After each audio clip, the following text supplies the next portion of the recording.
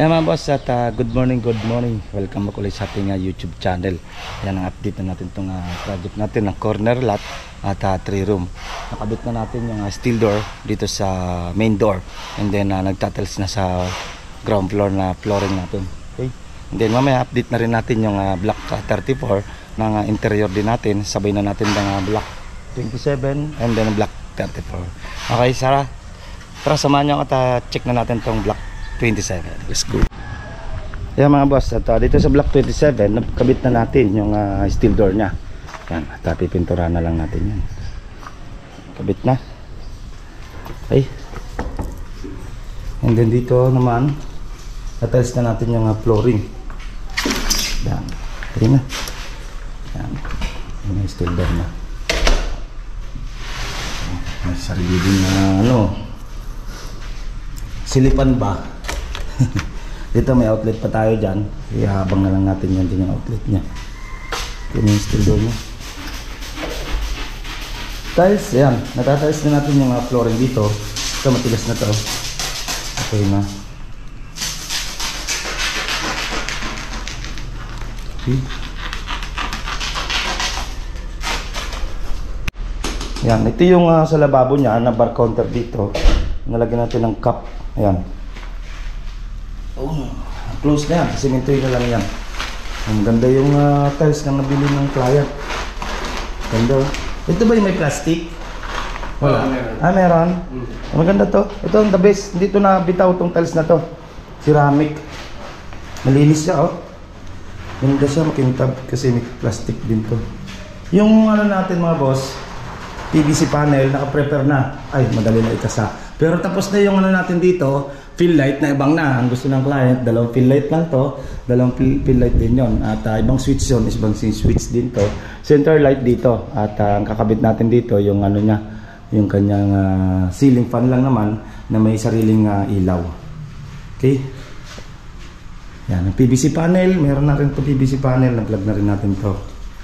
Okay, yung PVC panel. Ito yung tinago natin sa tinambol natin yung kanyang PVC, yung kanyang PVC ng plumbing. Halos sa pantayan lang siya na kinabit na natin. Dito sa CR meron na rin mga boss. Meron na yung sa CR natin. Nalagyan na rin ng PVC panel. Ay, meron na. May abang yan dyan ng wire. Pinabang natin. Pag nagpalagay yung client ng kanyang exhaust, ano na natin yan dyan? Butasan na lang ng exhaust yan dyan. Ano yung PVC panel na dito. Dito, puro tayo, retouching na lang tayo dito. Hintayin na lang natin matapos yung tiles. Itong floor, okay na. Pagtatambakan na natin ito ng pintor. Ito to. Ito, yan nakita nyo, yung pumutok na, yun yung dumagyo.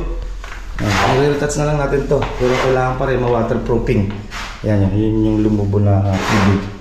Hindi natin maiwasan kasi hindi naman tayo gumawa ng firewall yan. Kumbaga sa subdivision na yan. Kaya gagawin na lang dyan, pawa-waterproof na lang ng client para wala nang pumasok sa sunod na tubig. Okay? Ayan, ganun pa rin naman yung in-upload ko dito. Ito gagawin na to. Pagagawa na natin yung railings dito. Nabili na natin yung materials nito. Yung railings nito gagawin na rin naman yan. Ayan, mamaya i-order ko yung mga tropa yan. Ito, wala naman ito mga boss. Ano na lang to? Puro last coat na lang tayo dito. Tapos na. Pag pinagtulungan na yan, nag-route na rin naman yan. Pag pinagtulungan ng tropa, basta ba? Hinihintay lang natin matapos yung isang project natin na 25. Okay, yan. Tiles na. Okay na. Konting-konti na lang. Bar counter, wala na. Tinanggal na rin. Yung grills, okay na rin. Tapos yung ating sliding grills na door. Yan. Okay. Oh. Sliding lang naman yan. Okay. Tama lang yan. Hindi siya masyadong matigas. At hindi rin siya masyadong malambot. Para pagtulak mo hindi ka maiipit basta-basta. Okay. Solid. Ang railings na gulong na ginamit natin dyan. Solid na bakal yan. Sa escrotic natin na binili ng Santo Tomas. Makiling. Ako pa pala na makiling. Okay. Ganon din nga gawin natin na grills sa block 37.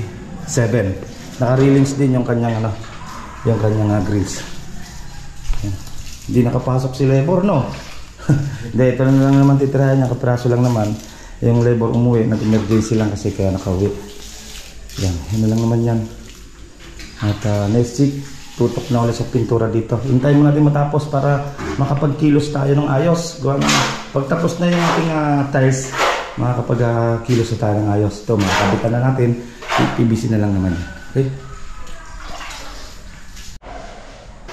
Yan mga boss, at samahan nyo naman ako sa block 34. Sabihin na natin ang upload. I-upload na rin natin yung block 34 para medyo mababa yung ating video. Then yung block 31, block 37, sasabihin na rin natin sa video yun. Okay, tara, samahan nyo ako at update na natin yung block 34. Let's go! Yan mga boss, ito yung block natin, 34. Yung waterproofing natin paikot. At check na natin yung kaganapan ng nakalipas ng ilang araw. Okay, dito wala pa tayong nagagalaw sa baba. Focus muna tayo sa second floor habang pinipinish natin yung ibang unit natin. Okay, dito nakapag-cove na sila, nakapag-frame na rin sila dito. Meron na. Okay, meron na silang mga wall angle. Okay, at nakabit na yung kinahamba. Yan na. Babarnasan na lang yan. Ayun, meron tayong cove. Cove ceiling na tayo dito. Okay, ito PVC panel lang naman ilalagay natin dito mga boss. Dito kung napansin nyo, meron tayong uwang o may siwang tayo. Yan, meron tayong ilalagay dyan na naka-shadow cove yan mga boss. Naka-shadow cove tayo dyan. Kung ano yung gawa natin dito sa cove sa labas, yun din yung gawa natin dyan sa loob. Meron din yung butas sa loob. Pero naka-sealed na wala makakapasok na kahit mga butike dahil sinild natin. Dito pala mapapansin nyo, ayan, naka-sealed tayo. Yung hardflex natin nilagay diyan sa gitna. Ayan, mapapansin nyo, yan, nakababa. Yung gitna ng paring yan, meron din hardflex. Sealed natin kasi hindi pwedeng naka-open yan. Gawa ng yung aircon o lamig ng aircon dito, obligadong dyan palulusot. Ayan, hindi na makakadaan dyan dahil lalapat na yan dyan dito sa hardflex nila sa ilalim. Okay? Ang lapad nito 30 cm, bumabagay lang sa room. And then yung height niya, naglalaro lang yan ng 12 cm. Ganyan lang, hati lang. 6 cm yung siding. Tapos yung mismong uwang o yung kanyang butas do sa gitna, sa taas, mga 6 cm. Okay, bababa pa ng 6 cm yan. Meron pa tayo 1 cm para sa PVC panel. Okay. Yan ang ating update dito sa Pagkatapos ito, naka-prepare na rin to para sa pintura. Naka-prepare na sa pintura rin to. Ayan, naka-shadow cube. Ayan, maganda na mga boss. Pag may ilaw na yan, shadow cube na yan. Diyan yung ilaw niya sa wall. Dahil ito, gagawin na TV console. Ayan na. Ayan. Ayan, dito yan din sa block 34. Okay. Ayan mga boss, yan ang ating update sa dalawang unit dito sa Limoborosa Phase 3 na project natin. Yung block 27 at itong block 34. Yan ating update pagka sisiling nila dito. Pag mga cube. And then doon, pagta-tiles at sa 27 naman, pagkabit ng tiles at yung steel door nakabit na rin. Okay, update ko naman kayo. Yung susunod natin upload itong itong 31 and then 37. Okay, hanggang dito na lang at ingat-ingat tayo. Bye-bye.